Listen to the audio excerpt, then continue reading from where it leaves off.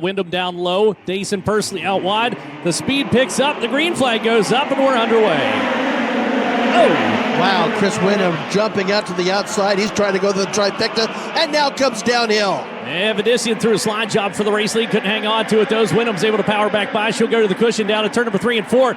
Was a little timid coming into tonight. She's got good speed coming out of the corner. 3 wide for second on the field. Avedissian slides into P2. Boy, Jade has got elbows up, no doubt about it, but Chris Wyndham's a wily veteran who has won here at Eldora, and he's out front. And got himself back-to-back wins. He's your defending four-crown champ as the caution flag comes out. We got one stop down at turn number 1. Unfortunately, putting the pressure on. She wants to win in the worst way. So far, does not have a national win with the United States Auto Club. They refire down in the corner. Here comes Pursley down the inside from that third position for the 19 car. Rico gathering up speed for the 24 up top. He'll blow around Pursley or not. Now drops the nose and coasts down into turn number 3. Wiedemann also having a nice run again, so keep an eye on Bryant. And Bryant working that low line, likes to work the inside of the racetrack. He's very good at it as well. It's hard to make speed down there, and somehow he does just that. Moves into third on the field and gets around Pursley in the 19 car. Meanwhile, Wyndham has found rhythm. Racer up front, that 89 brings it out to turn number 4. He is actually pulling away from the field as Wiedemann gets the number 2 spot away from Jade Avedissian. Yeah, those two go battling. That's all to the good for Chris Wyndham.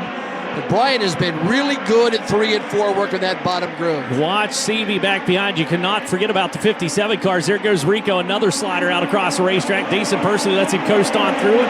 Right back into 4th for the 19, but down on the inside, quietly working his way up through, comes the 57 of the Southern California runs. Yeah. And again down into turn number 3. Yeah, you don't have quite the power to get out of a jam in a midget as you do in a sprint car. That's why it gets even more treacherous up there on the top. Interesting to know, Logan Seavey's moved himself up the racetrack now for the number 57. Sawing on the wheel down into turn number 1 and 2. Took a look to the inside of Pursley. Pursley still quick enough to hold him at bay. As up front, Wyndham continues to set the pace. Just rides that rim around there, hits the marks, puts it around the racetrack. Got a good pace going on. He's also only has 17 laps to go. He really has been good on the high side. You mentioned Logan Seavey. He clearly has been searching around, trying to find some place to get a little bit of speed. He throws a slider on Ryan Timms. Timms got good speed coming out of the corner, however, was able to battle back to the inside, deep into turn number 3, and now Flying Ryan goes into sail mode. So let's see if he can move up a little bit further on the field. That time by, the advantage was about the same for Chris Wyndham, so no one able to slice into it appreciably yet. And somebody's making some moves, though, is Jade Avedissian. That top line starting to gather up some speed. The bottom's going away. She slides back into the number 2 spot, coming across the line that time for the number 71 car. Wiedemann shuffled back into third now, and she'll get away from him down to turn number 2 and down the back chute. She is trying to reel in Wyndham up front. Chris Wyndham still maintains the pace, but Jade is closing. Let's check the interval next time by, Chet. I think that might be very instructive, and yes, she has sliced into it. Yeah, she knocked 0.4 of a second off of Chris Wyndham. She's gotten comfortable up on the high side and pushing very hard for the number 71 car. 8, soon to be 7 laps to go. The question is, can she get around Wyndham when she gets there? Catching him's one thing, passing him is another. But she does have time. She has time to do it. This could be history in the making. Meanwhile, down on the inside, Bryant Wiedemann is not wandering far. He is back to challenge for second down into turn number 1 and 2. So, in fact, that duo is running down Chris Wyndham up front. Chet, I saw him win a Kenyan championship when he was just a kid. He was smooth then. That has never changed. Bryant Wiedemann now has got his hands full with Rico Abreu in a battle for third. That final podium spot is Abreu able to get a run to the outside for the number 24 car. He got the go sign from down the pits. Abreu comes down and slams the door in the face of the number 81 car. Wiedemann shuffled back into 4th on the field as Wyndham works the lap traffic with 2 to go. Well, I tell you, they're flirting with the wall. Last time by, up near turn number 4, Jade was perilously close to the wall. She'll continue to do that down into turn number 3 as well. And again, this is good seat time for her. Good laps around Eldora, setting us up for a phenomenal event. Tomorrow's the white flag comes out up front for Chris Wyndham.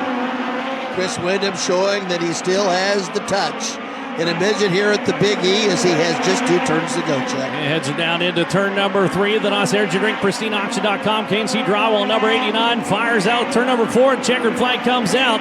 And Chris Wyndham is going to win the Before the Crown Showdown.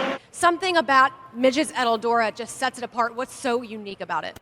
It's just such a fun racetrack when it's like this, up on the fence, and you got a lot of room, and these midgets are so fun to run when it's like that. And I've had a decent amount of experience here doing it, so I always enjoy coming back and racing with Chad every chance I can. We have a lot of fun together. So thank you to NOS Energy Drink and everybody on CBI for letting me come back and do this, because it's so much fun, and this is one I look forward to every season. Really decisive, even right off the start, to make sure that you got to the top and stuck to it. Was that the way that you sort of had to pick up speed, was just to really commit to one place? Yeah, I feel like early throughout the night, guys are able to run the middle and bottom, and there's enough juice left on exit to where you can do that. But once it cleans off and the sprint cars run, it's hard to beat momentum here. And if you can get up top and hit your marks and not make a mistake, it's really tough to beat a guy that's up there. So I knew that's where it needed to be, and I wasn't going to move till I saw anybody else. Chad Boat Industries, arguably one of the best to ever do it here at Eldora in the USAC NOS Energy Drink National Midget Series. Do you feel like this sets you up for what is almost guaranteed success tomorrow? Yeah, I sure hope so. Tomorrow night's the one we want to win as well. So we'll go run this wing sprint car feature here with the Outlaws and get ready and come right back and do it again tomorrow.